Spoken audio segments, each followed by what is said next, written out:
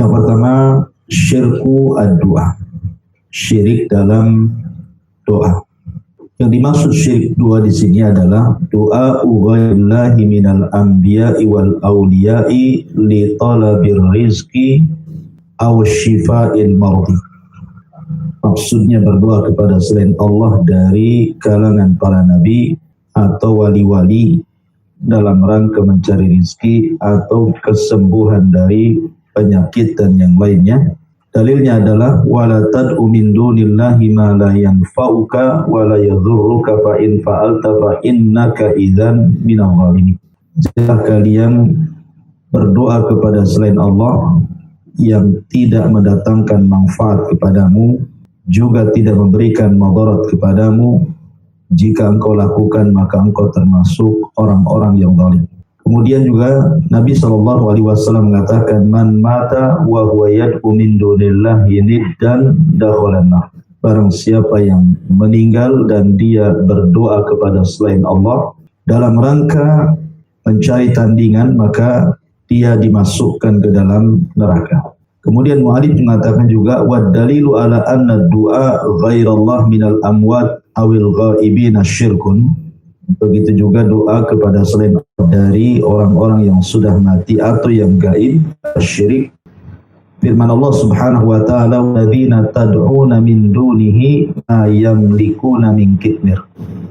In tad'uhum la yasma'u a'akum walau sami'u mastajabu lakum wa yawmal qiyamati yakfuruna bisyirkikum wa la yunabbi'uka mithlu khabir." Dan orang-orang yang kalian seru selain daripada Allah, mereka tidak memiliki walaupun sekulit kitmir, kulit kurma. Jika engkau berdoa kepada mereka, mereka tidak akan mendengar doa-doa kalian. Jika mereka mendengar sekalipun, mereka tidak bisa mengijabah kalian. Dan pada hari kiamat mereka saling mengkufuri kesyirikan kalian, dan tidak ada yang bisa menghabarkan sesuatu kepadamu mithlu khabir, seperti penghabaran khabir, maksudnya Allah Subhanahu wa taala. Baik. Jadi di sini mu'allif rahimahullahu taala ingin menjelaskan kepada kita tentang beberapa kesyirikan yang paling berat dilakukan oleh manusia dan yang paling umum banyak dilakukan manusia. Kemudian mu'allif rahimahullahu taala mencantumkan yang pertama syirik doa. Karena memang syirik doa ini adalah syirik yang banyak dilakukan manusia. Orang berdoa kepada selain Allah Subhanahu wa taala. Baik, bicara tentang doa. Doa sendiri apa sebenarnya? Ulama mengatakan seperti yang dikatakan Al-Hafidz Ibnu Hajar Al-Asqalani rahimahullahu taala, doa itu adalah idharu ghayatit tadhalluli wal iftiqari ila Allah wal istiqanatu lahu. Jadi doa itu adalah menampakkan puncak kelemahan, kehinaan dan kefakiran seorang hamba kepada Allah Subhanahu wa taala. Makanya kenapa dalam salat itu gerakan yang paling dekat seorang hamba dengan Allah adalah ketika sujud. Karena saat sujud itu saat di mana hamba sedang menghambakan diri dengan serendah-rendahnya. Makanya orang kalau minta maaf sampai sujud itu memang betul-betul memang dia salah gitu ya. Merendahkan, karena tidak ada lagi cara yang paling merendahkan selain sujud. Makanya kenapa kemudian ketika seseorang sujud itu adalah kondisi paling rendah seorang hamba. Disitulah Allah Subhanahu wa taala akan mengijabah setiap doa yang dilantunkan ketika sujud. Makanya Rasul mengatakan bersungguh-sungguh kalian berdoa saat sujud. Karena itu adalah gerakan terendah dalam sholat seorang hamba kepada Allah Subhanahu wa ta'ala. Kemudian doa sendiri itu terbagi menjadi dua. Ada yang disebut dengan doa ibadah. Doa ibadah ini dia adalah doa yang kandungannya hanya pujian-pujian kepada Allah Subhanahu wa ta'ala. Jadi isi doa ibadah itu hanya pujian seorang hamba kepada Allah Subhanahu wa ta'ala, kemudian disertakan dengan perasaan takut dan harap. Dan doa ibadah ini sifatnya biasanya adalah doa-doa yang rutin kita baca. Dan biasanya lafadznya itu-itu saja.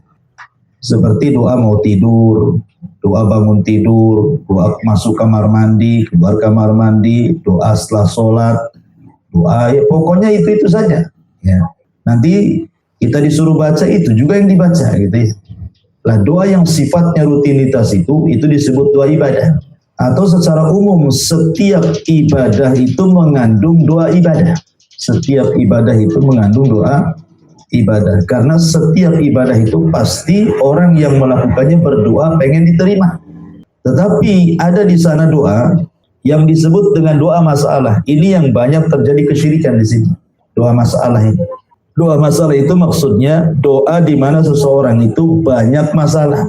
Entah cari rizki, entah cari anak, entah cari jodoh, entah cari jabatan, pangkat, dan yang lainnya. Disinilah banyak terjerumus manusia ke dalam kesyirikan. Karena kemudian banyak sebagian manusia yang meminta kepada selain Allah seperti datang ke dukun, datang ke kuburan, tempat-tempat keramat, dan begitu seterusnya. Sehingga banyak terjadi kesyirikan. Umumnya datang ke dukun. Umumnya datang ke dukun meminta sesuatu ke dukun ini. Nah doa sendiri kenapa kemudian dinyatakan seafdol-afdolnya ibadah sehingga kalau diselewengkan kepada selain Allah itu bisa berbahaya. Karena Allah Subhanahu wa taala mencela siapapun yang tidak berdoa kepada Allah Subhanahu wa taala. Seperti umpamanya disebutkan dalam surah Al-An'am ayat 43, "Falaula idja'ahum ba'suna tadarra'u walakin qasat qulubuhum wa zayyana lahumusy syaitanu ma kanu ya'malun." Kalau seandainya ketika datang kepada mereka ba'suna, azab kami, tadarra'u, mereka bersegera berdoa kepada Allah dengan merendahkan diri, walakin qasat qulubuhum, tetapi justru hati-hati mereka mengeras, wa zayyana lahumusy syaitan, dan syaitan pun menghiasi mereka, maka ya'malun, dari apa yang mereka lakukan. Kemudian juga hadis Nabi SAW, "Man lam yas'alillah yaghdab alaihi." Siapa yang tidak meminta kepada Allah, maka Allah Subhanahu wa taala akan murka kepadanya. Dari sini ada celaan siapapun yang tidak berdoa kepada Allah Subhanahu wa taala. Masyarul muslimin wal muslimat rahimani wa rahimakumullah. Kalau kita bentangkan lebih jauh lagi, doa sendiri itu sebenarnya memang banyak manfaatnya. Kenapa kita harus berdoa hanya kepada Allah Subhanahu wa taala? Karena yang bisa mendatangkan manfaat-manfaat itu hanya Allah. Seperti apa contohnya? Ulama menyebutkan bahwa doa sendiri adalah ibadah. Artinya karena doa itu adalah ibadah, maka siapapun yang berdoa pasti akan mendapatkan pahala. Artinya walaupun doa itu mendesak ataupun tidak mendesak, diijabah secara zahir ataupun tidak, padahal semua doa pasti diijabah gitu ya. Doa itu tidak ada ruginya sebenarnya. Jadi orang yang berdoa itu tidak ada ruginya karena doa itu adalah ibadah. Maknanya setiap orang yang berdoa itu, di balik doa itu ada pahala besar. Sementara doa ini paling dilalaikan manusia. Makanya sering saya katakan bahwa tidak ada yang tahu nilai sebuah doa itu kecuali para nabi dan orang-orang yang mengikuti nabi. Padahal di balik doa itu ada pahala besar. Kemudian yang kedua, doa sendiri adalah perkara yang sangat efektif seorang mukmin mendekatkan diri kepada Allah dan mampu membuka pintu-pintu yang ditutup menjadi terbuka. Pintu-pintu yang tertutup jadi terbuka karena doa itu sebenarnya hakikatnya mengetuk pintu langit. Makanya ada orang tua yang merasa kesal gitu ya dengan anaknya yang durhaka. Dinasihati tidak bisa, dikerasi tidak bisa, dihalusi tidak bisa kan. Sebenarnya kalau orang tua itu mau berdoa kepada Allah Subhanahu wa taala dengan tulus gitu ya, ambil waktu-waktu yang mustajab. Setiap hari meminta kepada Allah kebaikan anaknya. Tidak mungkin Allah Subhanahu wa taala membiarkan anak itu seperti itu sebenarnya. Karena doa sendiri adalah membuka pintu-pintu yang tertutup. Maksudnya pintu-pintu langit itu akan terbuka sebenarnya. Kalau setiap hari diketuk gitu ya. Karena doa sendiri adalah perkara yang bisa mendekatkan seorang mukmin kepada Allah Subhanahu wa taala. Sehingga apapun yang menurut kita ini kayaknya tidak bisa dipecahkan, berdoa saja sebenarnya. Ya, kita menghadapi masalah ini, kok rumit kali masalah ini. Berdoa kepada Allah Subhanahu wa taala, sudah dicarikan solusi juga tidak bisa, maka tidak ada jalan yang terbaik kecuali berdoa. Karena doa itu senjatanya orang-orang yang beriman.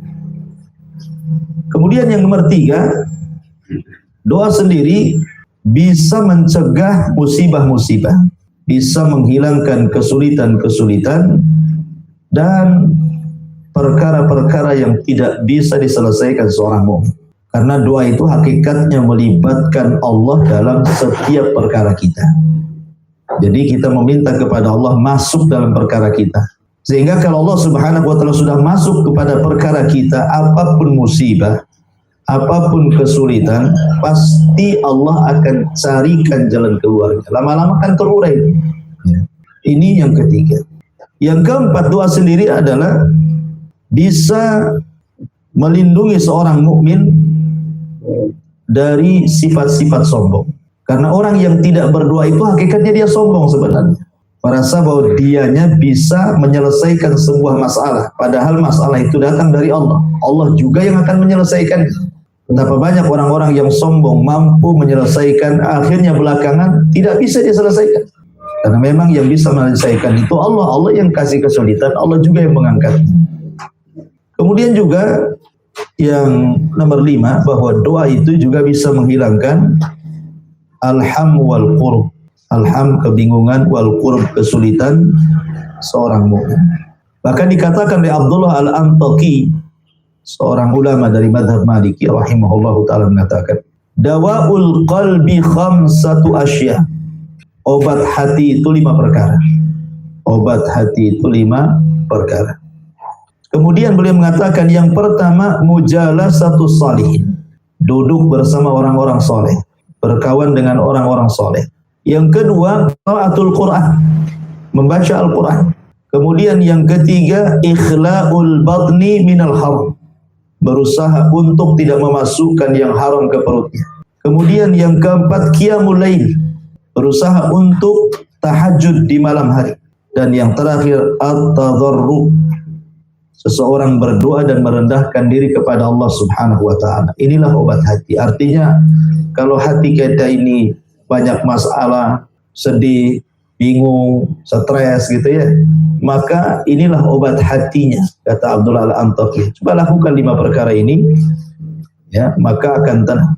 Kemudian Al-Imam Ibnul Qayyim rahimahullahu taala juga mengatakan, wad du'a'u min anfa'il adwiyati.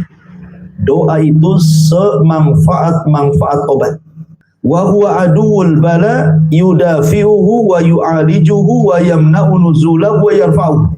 Karena doa sendiri adalah lawan daripada bala, di mana dengan doa itu Allah akan mencegahnya, mengobatinya, menahannya, bahkan akan menghilangkannya. Ma'asyiral muslimat yang dimuliakan Allah Subhanahu wa taala, adapun tentang waktu-waktu yang afdal ketika seseorang berdoa kepada Allah Subhanahu wa taala, disebutkan pertama, ambillah waktu doa itu fi akhiril lail, di akhir malam, tepatnya di sepertiga malam akhir. Kemudian yang kedua, waktu as-sujudi, waktu sujud di sela-sela salat-salat wajib, di sela-sela salat wajib. Umpamanya ketika kita salat wajib, ibu sholat wajib di rumah, duhur, asar, maghrib gitu ya. Maka Nabi SAW mengatakan, wa amma sujudu fajtahidu fid du'a faqaminun an yustajabalakum. Adapun kondisi sujud, bersungguh-sungguhlah kalian dalam doa, maka hampir-hampir tidak ada doa yang dilakukan di waktu sujud kecuali diijabah. Ini juga waktu yang sangat afdal. Kemudian yang ketiga, fi akhiri kulli salatin, pada setiap akhir salat, maksudnya sebelum salam, setelah membaca tahiyat, sholawat gitu ya. Kemudian ada namanya doa perlindungan dari 4 perkara, dajjal, fitnah kubur, dan begitu seterusnya. Barulah antara doa itu dengan salam, disitulah waktu yang mustajab doa. Ya, setelah kita mengucapkan Allahumma inni a'udzubika min adzabi jahannam wa min adzabil qabri wa min fitnatil mahya wal mamat wa min syarri fitnati masihid dajjal.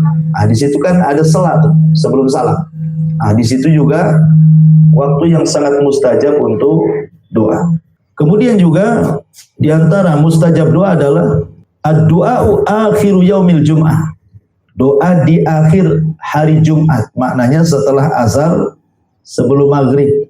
Ya, di hari Jumat itu setelah asar sebelum maghrib, itulah waktu-waktu yang mustajab doa. Berdasarkan hadis Nabi SAW, fi yaumil jum'ati sa'atan la yas'alullaha ahadun fiha syai'an wa huwa qa'imun yusalli illa a'tahu Allahu iya. Di hari Jumat itu ada satu waktu di mana seseorang kalau meminta kepada Allah dan dia tegak salat, kecuali pasti Allah akan ijabah. Sebagian para ulama berselisih pendapat tentang makna sa'ah di situ. Maksudnya waktu di hari Jumat yang mustajab doa itu kapan gitu. Jadi ada yang mengatakan maksudnya adalah di antara dua khutbah. Kalau bagi laki-laki di masjid ada namanya khutbah Jumat, itu kan di sela-selanya seorang khotib itu duduk dulu. Nah, di saat khotib duduk itulah itu waktu mustajab doa. Kemudian ada yang mengatakan maksudnya adalah setelah asar. Ya, setelah asar sebelum maghrib. Itulah waktu yang sangat mustajab doa.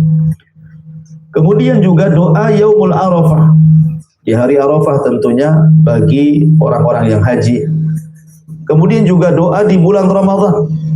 Dan secara khusus adalah sebelum melakukan buka. Itu mustajabnya luar biasa. Kemudian juga doa saat Lailatul Qadar, itu juga termasuk waktu mustajab doa. Kemudian juga ketika turun hujan.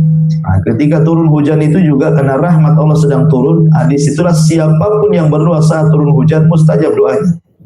Kemudian juga doa waktu syiddati wal mardi, ketika ibu ditimpa kesulitan ataupun sakit parah gitu ya. Maka itu pun juga waktu yang sangat mustajab. Kemudian juga doa ketika safar. Ini juga doa mustajab. Ini waktu-waktu di mana Allah Subhanahu wa taala akan mudah mengijabah hamba-hamba. Adapun di antara syarat-syarat yang disebutkan oleh para ulama tentang Allah Subhanahu wa taala menerima doanya seorang mukmin, itu disebutkan oleh para ulama ada 8 syarat. Jadi kalau ingin dikabulkan doanya, lakukan 8 syarat. Pertama, al-ikhlas. Ikhlaskan doa itu hanya kepada Allah Subhanahu wa taala. Yang kedua, istihdharul qalbi sana'ad doa. Hadirkan hati saat berdoa, supaya jangan memikirkan yang lain, hanya fokus kepada Allah Subhanahu wa taala. Kemudian yang ketiga, aqlul halal. Aqlul halali, berusaha memakan yang halal, jauhi yang haram. Karena sekhusyuk apapun doa, kalau masih memasukkan barang haram itu tidak akan diijabah. Kemudian yang keempat, isi doanya tidak ada di dalamnya perbuatan dosa ataupun memutus silaturahim. Betul-betul kebaikan. Kemudian yang kelima, adamul i'tida fi doa, tidak berlebih-lebihan dalam doa, tidak teriak-teriak ataupun tidak meminta sesuatu yang di luar batas kemampuan manusia itu sendiri. Umpamanya, tahulah kerjanya supir taksi atau tukang bangunan, tahulah gajinya berapa gitu ya. Kemudian berdoa kepada Allah Subhanahu wa taala minta istana gitu ya.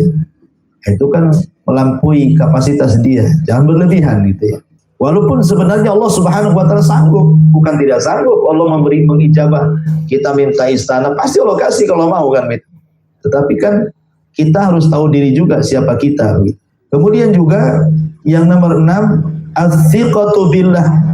Harus yakin dengan Allah Subhanahu wa taala. Tidak boleh ragu-ragu. Contohnya umpamanya ibu mengobati orang, diambil air kemudian diruqyah. kemudian coba-cobalah minum nih air ruqyah saya, mudah-mudahan sembuh. Nggak boleh coba-coba kayak gitu. Ya. Kalau ini sudah jelas dalilnya memang Quran itu bisa mengobati, Quran itu bukan untuk dicoba-coba. Langsung bacakan dan minum. Kamu pasti akan sembuh. Bismillah. Gitu maksudnya. Jangan cobalah, mudah-mudahan sembuh. Enggak begitu ya kan? Karena doa itu harus dibarengi dengan kepercayaan kita kepada Allah Subhanahu wa taala. Kemudian yang nomor 7 juga al-amru bil ma'ruf wan nahyu 'anil munkar. Tetap kita harus mengajak manusia kepada kebaikan dan mencegah dari kemungkaran. Karena kalau seandainya berhenti dua perkara ini, maka doa orang soleh sekalipun tidak akan diterima. Kemudian yang nomor 7 al-ilhah fid du'a wa adamul isti'jal. Ini yang penting. Ilhah itu artinya merengek. Seperti seorang anak meminta kepada orang tuanya, gimana lah dia kalau nggak dikasih dia nangis gitu. Maka seperti itulah kita meminta kepada Allah, memelas supaya Allah mengabulkan doanya dan tidak istijal. Istijal itu mengatakan aku sudah berdoa berkali-kali tapi kok tidak diijabah-ijabah. Justru ngomong begini malah tidak akan diijabah gitu maksudnya. Ya. Sudah berdoa saja. Dari awal saya sudah katakan doa itu tidak ada ruginya. Karena walaupun zahirnya tidak diijabah tetap berpahala. Karena pengijabahan Allah sendiri itu kan ada 3, terkadang langsung cash, terkadang tidak cash tetapi mungkin Allah ijabah dengan cara yang lain ataupun mungkin dengan cara Allah simpan untuk kelak pada hari kiamat sebagai pengangkat derajat kita. Kemudian juga yang berkaitan dengan doa adalah tentang adab. Jadi doa itu kan ada adabnya. Sebagaimana seseorang datang kepada seseorang untuk meminta sesuatu, itu kan juga ada adabnya. Ya. Istri minta sesuatu karena pada suami saja ada adabnya. Itu makhluk dengan makhluk gitu ya. Atau seseorang berproposal gitu ya. Meminta sumbangan itu ada adabnya.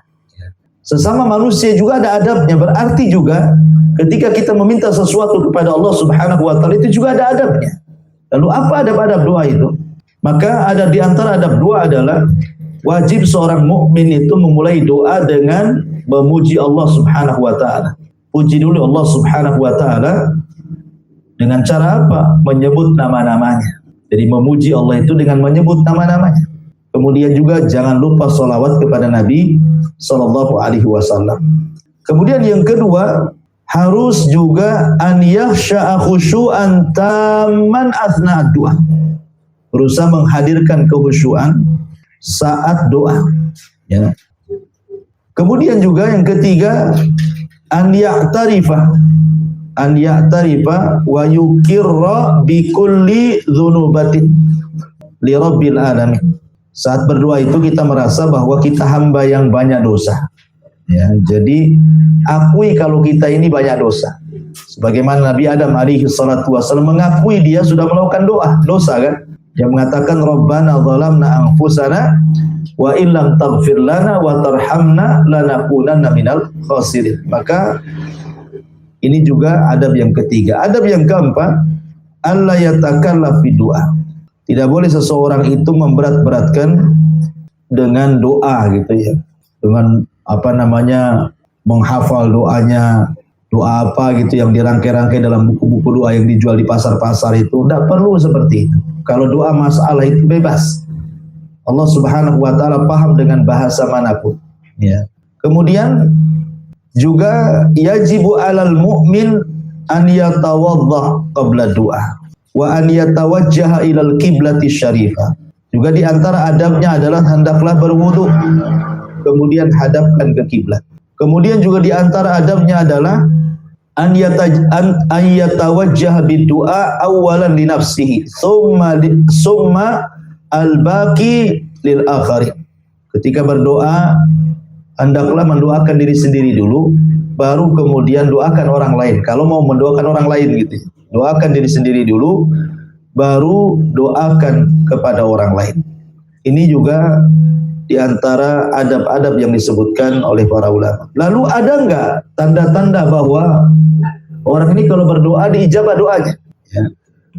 Maka disebutkan oleh para ulama ada tanda-tandanya. Jadi kalau ibu berdoa kemudian diijabah itu seperti apa sih tanda-tanda diijabah itu? Yang pertama, tanda-tanda ijabah itu syu'urul mu'min bisafa'il qalbi wa naqa'i. Jadi seorang mukmin merasa bahwa hatinya tenang. Ya, hatinya tenang. Setelah dia berdoa, Allah berikan ketenangan hati. Awalnya sebelum berdoa itu kan stres karena mungkin banyak masalah. Ya, masalah dengan keluarga, masalah dengan anak, masalah dengan orang lain, masalah dengan kesehatan dan begitu seterusnya. Setelah berdoa itu kok nampak tenang hatinya. Itu awal mula Allah mengijabah itu dengan cara memberikan ketenangan, tidak terlalu stres. Ya, maka berangsur-angsur stresnya itu hilang gitu. Kemudian yang kedua, asy'ur bis sakinati war rahati nafsiyah. Juga bukan hanya hatinya yang tenang gitu, tetapi juga badannya pun ikut tenang. Kemudian juga yang ketiga, ar-raghbatu bil buka'i syadid alladhi yali rahatan wa hudu'an nafsi. Terkadang seorang kemudian diiringi dengan tangisan-tangisan, ya, karena senang gitu ya. Kemudian juga at-taharruru minal humumi wal qurabi wal masyakil. Tiba-tiba kemudian mulai terurai masalahnya sedikit-sedikit, ya. Terurai sedikit-sedikit, benangnya bisa ditarik, airnya mulai jernih gitu ya. Masalahnya mulai hilang sedikit demi sedikit. Nah, itu juga salah satu bentuk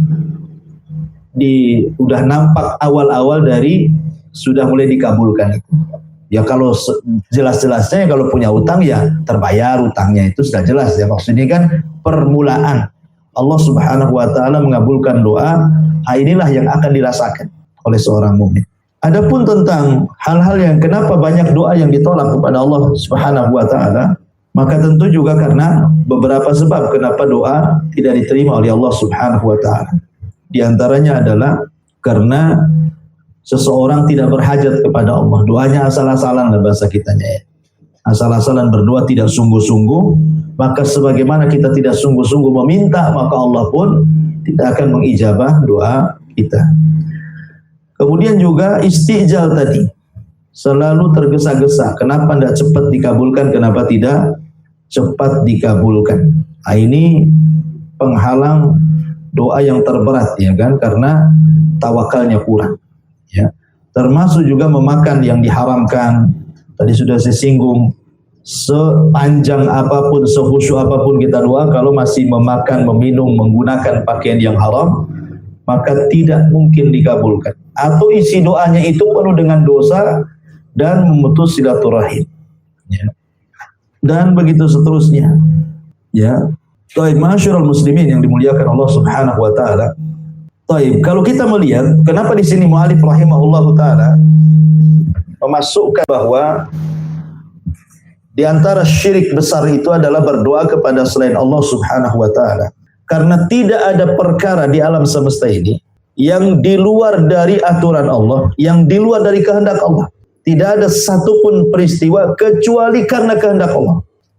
Sebutkan satu perkara saja, itu tidak lepas dari kehendak Allah. Sehingga karena tidak ada satupun peristiwa kecuali akan terjadi karena kehendak Allah, berarti tidak ada selain daripada Allah berkehendak untuk melakukan sebuah perkara. Baik itu mendatangkan rizki, baik itu bicara tentang mendatangkan kesembuhan, jodoh, dan yang lainnya. Karena itu semua biadillah, yang di tangan Allah Subhanahu wa ta'ala. Makanya kalau kita lihat di dalam Al-Quran, doa ini kan kebiasaan hampir semua para nabi. Ya. Semua para nabi kalau kita melihat dalam Al-Quran, mereka selalu menyebut kalimat Rabbana. Rabb. Ya. Rabb itu artinya apa? Rabb itu artinya yang menguasai, yang mengatur, yang menciptakan. Jadi Rabb ini biasanya identik dengan 3 kata. Bahwa alam ini tidak ada yang menciptakan kecuali Allah. Alam ini tidak ada yang memiliki kecuali Allah. Alam ini tidak ada yang mengatur kecuali Allah. Ya. Itulah makna Rabb. Karena alam ini tidak ada yang menciptakan, tidak ada yang menguasai, tidak ada yang mengatur kecuali Allah. Makanya hampir semua doa para nabi dalam Al-Quran itu lafadznya didahulukan dengan kalimat Rabbana, Rabbi, Rabbana. Seperti itu. Ya, seperti namanya Allah mengatakan dalam surah Ibrahim ayat 40, hikayat dari doa Ibrahim, Rabbana inni askantu min dzurriyyati biwadin ghairi dzi zar'in.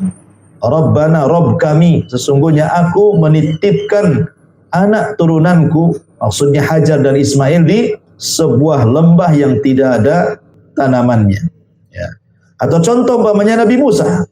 Musa mengatakan apa? Rabbi srahli sadri. Dimulai dengan Rabb di sini kan? Rabbi. Ya. Ataupun umpamanya contoh Nabi Musa. Nabi Musa mengatakan qala Rabbi inni zalamtu nafsi. Sini juga dimulai kata-kata Rabb. Ya. Nah, kemudian juga Allah mengatakan tentang doanya Ayub, wa ayyuba idnada rabbahu. Ya. Dan ingat Ayub ketika menyeru Rabbnya. Ya. Jadi dan kenapa para nabi kemudian memulakan doanya dengan kalimat Rabb? Karena memang tidak ada yang mengatur kecuali Allah, tidak ada yang memiliki kecuali Allah, tidak ada yang menciptakan kecuali Allah. Kalau seseorang kemudian memalingkan doa kepada selain Allah, itu sama saja berdoa kepada zat yang tidak bisa menciptakan, tidak bisa mengatur, dan tidak memiliki. Mungkin gak dijabah, ya mustahil lah kan begitu. Makanya siapapun yang memalingkan doa kepada selain Allah itu termasuk syirik besar dia. Karena dia telah memalingkan rububiyah Allah Subhanahu wa ta'ala. Makanya kenapa doa ini adalah perkara yang sangat mulia dari semua ibadah, dan itu berdasarkan hadis Nabi SAW. Kata Nabi SAW, laisa syai'un akram 'ala Allah minad du'a. Tidak ada sesuatu yang lebih mulia melebihi doa. Tidak ada sesuatu yang lebih mulia dari ibadah-ibadah kepada Allah melebihi doa. Dan doa itu tidak ada yang memahaminya sebuah nilainya kecuali para nabi dan juga orang-orang yang mengikuti Nabi. Maka kita lihat umpamanya doa ini bisa menghilangkan sesuatu yang seorang hamba itu menganggap sesuatu itu mustahil hilang. Ya. Makanya saya sering contohkan bagaimana Umar bin Khattab radhiyallahu anhu berdoa kepada Allah. Secara lahiriah mustahil sebenarnya. Secara lahiriah mustahil dikabulkan. Tetapi Allah Subhanahu wa taala ala kulli syai'in qadir. Rupanya sesuatu yang dianggap mustahil Allah sanggup mengabulkannya. Dan itu hanya bisa dilakukan oleh Allah. Adapun selain daripada Allah mustahil melakukan. Yang pasti-pasti saja tidak bisa mengabulkan, apalagi yang dianggap mustahil. Apa doa Umar bin Khattab? Umar bin Khattab berdoa kepada Allah agar dia diwafatkan di Madinah Rasul. Bukan hanya itu saja, dalam kondisi syahid. Itu doanya. Jadi Umar meminta doa dua. Satu, wafatkan di tempat hijrahnya Nabi, Madinah. Yang kedua, wafatkan aku dalam posisi syahid. Dari segi mana mustahilnya? Mustahilnya pertama karena di masa Umar itu Islam lagi jaya-jayanya. Persia takluk ke kaum muslimin. Kemudian Romawi juga separuhnya ke tangan kaum muslimin. Itu negara adidaya di zaman itu. Lah siapa berani menyerang Madinah? Gak mungkin ada orang berani menyerang Madinah.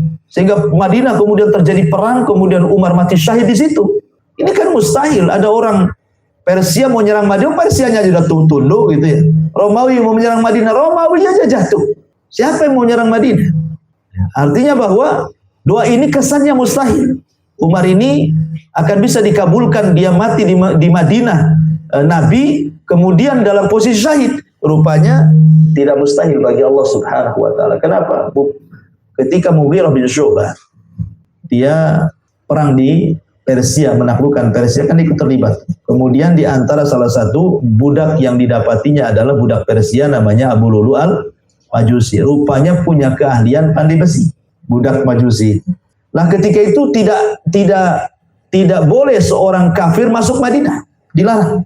Sampai sekarang juga nggak boleh. Ya, ada larangan kan, Mekah dan Madinah itu tidak boleh dimasuki orang-orang kafir kan, kecuali orang-orang profesional saja kan, karena ada izin kerajaan. Di zaman Umar pun sama, tidak boleh ada orang kafir masuk Madinah. Tapi karena Mughirah mengeluh, tolonglah, saya kan memang usahanya pandai besi, kebetulan ini ada orang pandai gitu. Lama-lama Umar pun luluh. Akhirnya diizinkanlah Abu Lulu dibawa oleh Mughirah masuk ke kota Madinah, kemudian menjadi pandai besinya Mughirah bin Syu'bah. Rupanya Abu Lulu inilah yang membunuh Umar bin Khattab saat sholat lagi. Ketika Umar mengimami sholat subuh, tiba-tiba ditusuk dari belakang, dia pura-pura sholat di belakang. Kemudian ketika Umar bertanya kepada Ibnu Umar anaknya, "Man qatalani?" Siapa yang membunuhku? Kata Abdullah ibn Umar, Abu Lu'lu katanya. Abu Lu'lu, kata Umar, itu budaknya Mughirah. Kata Abdullah bin Umar, iya. Tiba-tiba Umar mengatakan, Alhamdulillah. Kata. Alhamdulillah. Jadi doa yang selama ini dia panjatkan itu dikabulkan oleh Allah. Dia mati syahid. Ditusuk oleh orang kafir yang tidak pernah sujud satu kali pun kepada Allah. Dari sini istimbat kata para ulama, doa itu bisa menjadikan sesuatu yang mustahil jadi mungkin gitu loh. Bagi kita mustahil, tapi bagi Allah mungkin. Akhirnya Umar dikabulkan.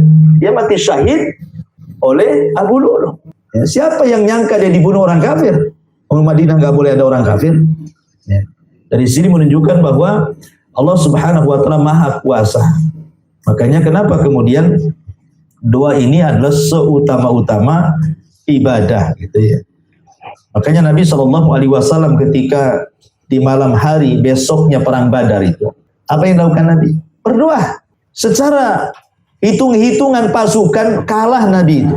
Pasukannya sedikit 314. Pasukan musuh pula 1000 lebih. Ya. Kemudian yang terlibat dalam pasukan Badar itu bukan pasukan ahli perang. Mereka belum berpengalaman berperang. Karena itu bukan orang pilihan. Dan Nabi SAW tidak memaksa sahabat terlibat dalam perang ini. Karena ini perang dadakan. Bukan perang direncanakan. Perang Badar itu kan perang dadakan. Bukan perang direncanakan. Karena niat Nabi itu bukan perang. Mau mengambil dagangannya Abi Sufyan.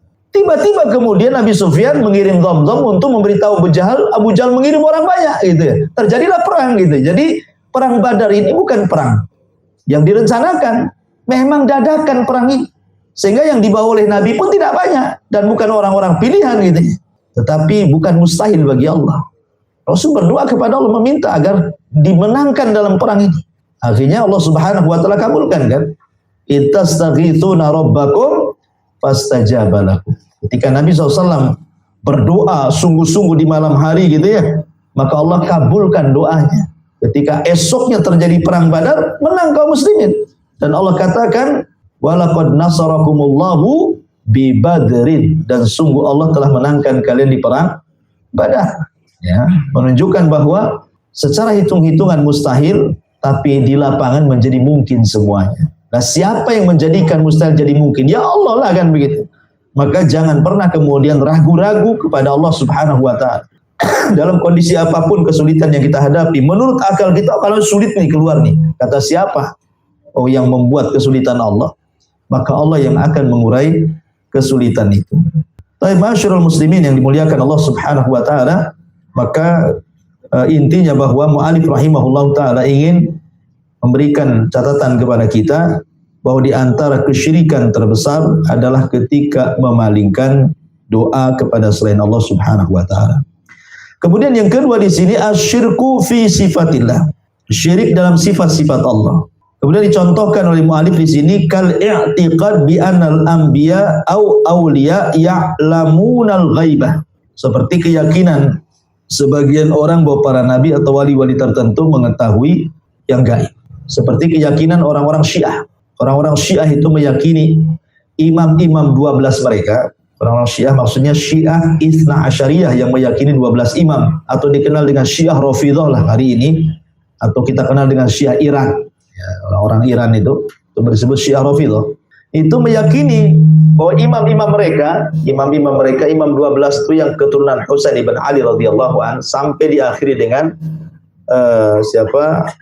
Hasan al-Ashqari, Muhammad Hasan al-Ashqari, yang katanya sejak bayi diletakkan di gua di Irak, Sirdab sana. Kemudian mereka meyakini bahwa ini bayi ini, Muhammad Hasan al-Ashqari ini, nanti akan besar dalam gua itu. Dan yang membesarkannya adalah Allah dalam gua itu. Kemudian nanti akan keluar di akhir zaman sebagai Imam Mahdi. Makanya kalau kita lihat orang-orang Syiah di mana-mana, mereka datang ke Sirdab. Sirdab itu ada di Irak, di Gunung Sirdab. Jadi mereka datang ke Sirdab, kemudian mereka menggedor-gedor gua yang diyakini Muhammad Hasan al-Ashqari waktu bayi itu diletakkan di situ. Kemudian di pintu guanya ditutup gitu. Dan di situ ada lubang kecil. Bisa lihat di YouTube, ada lubang kecil. Maka setiap orang Syiah yang datang ke situ, mereka akan menggedor-gedor pintu Sirdab itu. Kemudian mengatakan, "Ukhruj ya Mahdi, ukhruj ya Mahdi, keluar wahai Mahdi, keluar wahai Mahdi." Ya nggak akan keluar, nggak ada orangnya, ya kan? Tapi kan mereka meyakini bahwa imam 12 itu salah satunya adalah Mereka mengetahui yang gaib. Bahkan bukan hanya itu, mereka mengatakan bahwa Imam 12 itu mereka mengetahui kapan mereka mati.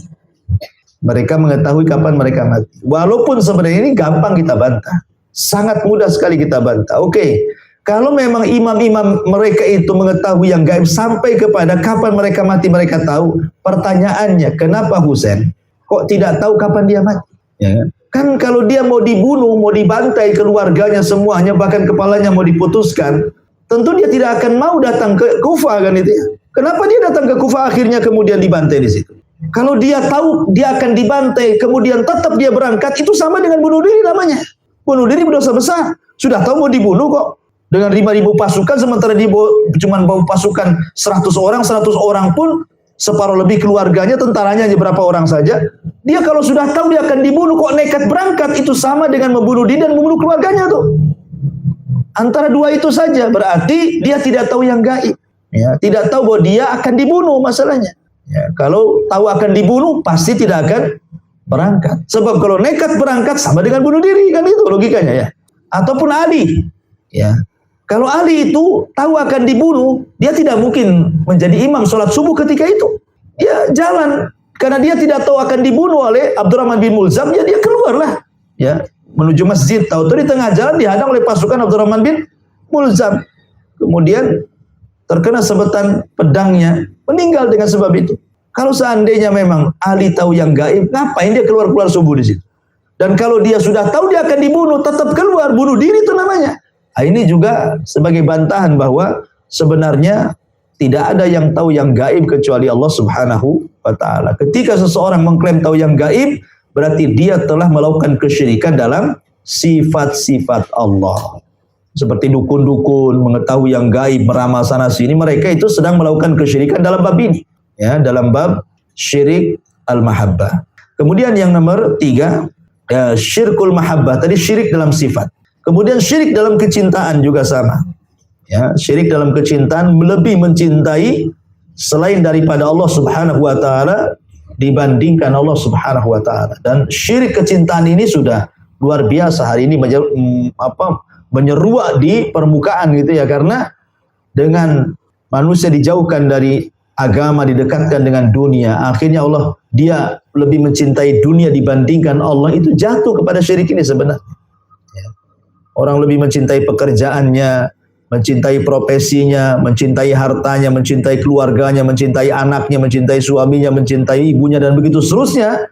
Kalau kecintaan itu melebihi daripada kecintaan kepada Allah, maka itu jatuh kepada syirku al-mahabbah. Ya, syirik dalam kecintaan kepada Allah Subhanahu wa Ta'ala. Kemudian juga syirku ta'ah di sini ya. Syirik dalam ketaatan kepada Allah Subhanahu wa Ta'ala. Di sini disebutkan dalilnya surah At-Taubah ayat 31, ittakhadhu ahbarahum wa ruhbanahum arbaba min dunillah. Mereka mengambil padri-padri dan pendeta-pendeta mereka Tuhan selain daripada Allah Subhanahu wa Ta'ala. Surah Taubah ayat 31 ini sebenarnya konteksnya Allah Subhanahu wa Ta'ala sedang mencela Bani Israel. Jadi Bani Israel itu mereka mengambil padri-padri mereka dan rahib-rahib mereka dijadikan sesembahan selain daripada Allah Azza wa Jalla. Jadi ketika ayat ini turun, ada seorang sahabat namanya Adi bin Hatim. Adi bin Hatim ini mantan Nasrani. Dulunya dia seorang pendeta Nasrani, masuk Islam. Adi bin Hatim. Jadi dia baca ayat ini tuh. Mereka orang-orang Yahudi mengambil padri, orang-orang Nasrani mengambil pendeta sebagai Tuhan selain daripada Allah. Enggak terima Adi bin Hatim ini. Datang kepada Nabi SAW, ya Rasul, saya ini mantan pendeta. Saya tidak pernah melihat ada orang Nasrani sujud kepada saya, ruku kepada saya. Tidak pernah ada orang Nasrani sujud kepada saya, tidak pernah. Ya, kenapa ayat ini mengatakan mereka mengambil padri dan juga pendeta-pendeta yang sembah selain daripada Allah? Padahal saya tidak merasa ada jemaah saya yang sujud kepada saya, yang ruku kepada saya. Lalu maksudnya ayat ini apa gitu ya?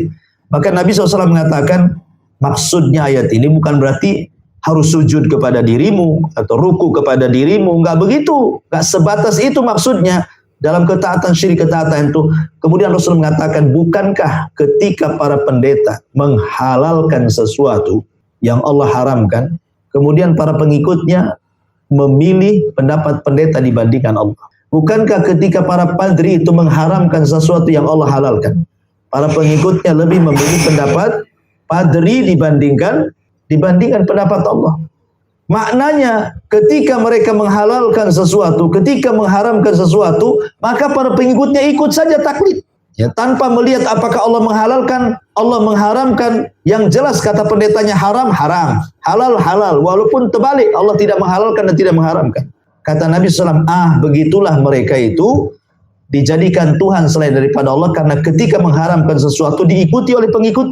Ketika menghalalkan sesuatu diikuti oleh pengikutnya. Itulah bentuk ibadah orang-orang itu kepada para pendetanya. Lah di sinilah letak syirik taatnya di situ. Ya, mereka mentaati, mereka itu melebihi kepada selain Allah Subhanahu wa taala. Wallahu a'lam. Ini di sini disebut syirkut ta'ah. Makanya Nabi SAW mengatakan la ta'ata li makhlukin fi maksiatil khaliq. Tidak ada ketaatan kepada makhluk dalam rangka bermaksiat kepada Al-Khaliq Allah Subhanahu wa taala.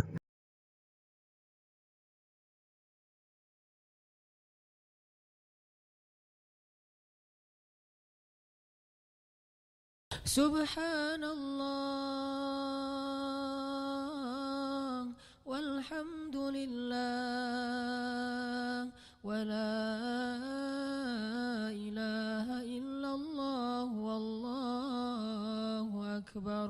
Subhanallah.